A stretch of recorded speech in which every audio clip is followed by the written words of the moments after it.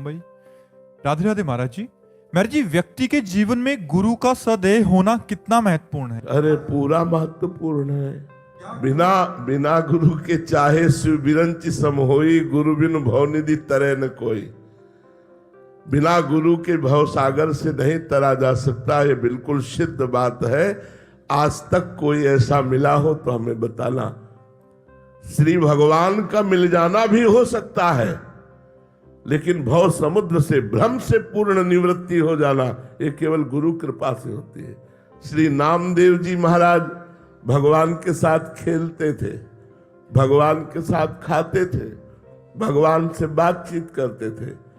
एक दिन गोरा कुम्हार के यहाँ, बड़े महाभागवत से श्री गोरा कुम्हार जी, उनके यहाँ बहुत से संत बैठे हुए थे। तो श्री मुक्ताबाई जी वो मटकी थापने की चाट जो होती है उसे उठाई और कहा, काका देखो इन मटकियों में कौन सी पक्की मटकी है और कौन सी कच्ची है।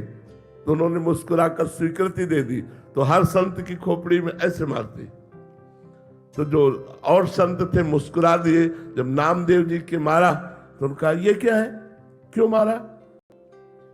तो बोले, काका ये मटकी कच्ची है। नामदेव जी सारी सभा में, संतों की सभा में कच्चे साबित कर दिए गए, सब हंस दिए। नामदेव जी को अच्छा नहीं लगा। वो सीधे गए, विट्ठल भगवान से बात की। बोले, मैं कच्चा हूं। तो भगवान ने कहा, हाँ तुम कच्चे हो। बोले, क्यों? सब पक्काई तो आपसे मिलने की होती है, जब मैं आपसे मिल गया तो किस बात का कच्चा? बोले, तुमने गुरु नहीं किया। बोले, गुरु करने का फल होता है भगवत प्राप्ति, और वो आप हमें प्राप्त है तो गुरु की जरूरत क्या? बोले, यही कच्चाई है। तो बोले, आप ही बताओ मैं किसको गुरु बनाऊं?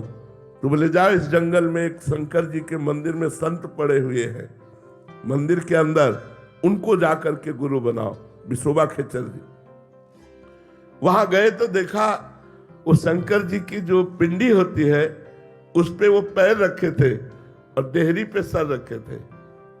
तो नामदेव जी ने देखा कि इनको गुरु बनाए जो एक आस्तिक भी नहीं है। उन्होंने कहा, ए बाबा ये अपने पैर हटाओ, शंकर जी के ऊपर पैर रखे हो। बोले, बेटा जहां शंकर जी ना हो वहां पैर रख दो, जहां शंकर जी ना हो वहां पैर रख दो।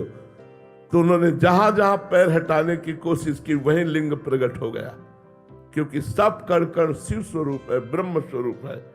तब उठे और कहा, बेटा कण कण भगवान का स्वरूप है। उन्हें गुरु बनाया और इसी के बाद उन्होंने कुत्ते में भगवत साक्षात्कार कर लिया। जब भगवान के पास गए तो भगवान ने कहा, देखा गुरु का चमत्कार, मैं ही उस बालिका के रूप में थाप मार रही थी, तब तुम मुझे नहीं पहचान पाए, और गुरु कृपा हुई तो कुत्ते में तुमने मुझे पहचान लिया। तो गुरु के बिना भगवत साक्षात्कार करना असंभव है। कोई भी हो, कहीं भी हो, गुरु बिनु भव निधि तरि न कोई, चाहे शिव विरंच सम होई। गुरु कृपा अत्यंत अनिवार्य है, और हमारा जीवन तो गुरु कृपा के ही आश्रित है। इसलिए हम तो जानते ही नहीं कि गुरु कृपा के बिना कुछ हो सकता है। न जानते हैं न मानते हैं। बिना गुरु कृपा के परमार्थ में कुछ हो सकता है ये तो ना मुझे पता है और ना मेरा विश्वास है। चाहे जितना अहंकार से साधना कर लो, एक थप्पड़ लगाएगी माया तो काम क्रोध के चरणों में मारे घूमे हुए।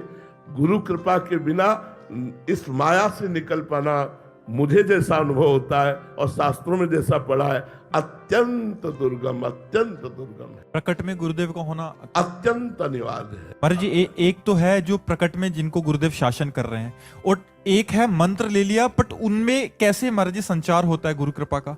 मतलब जो दूर रह रहे हैं, जो आपसे मिलते नहीं है, तो उन पे कैसे कृपा? गुरु की आज्ञा का पालन करना।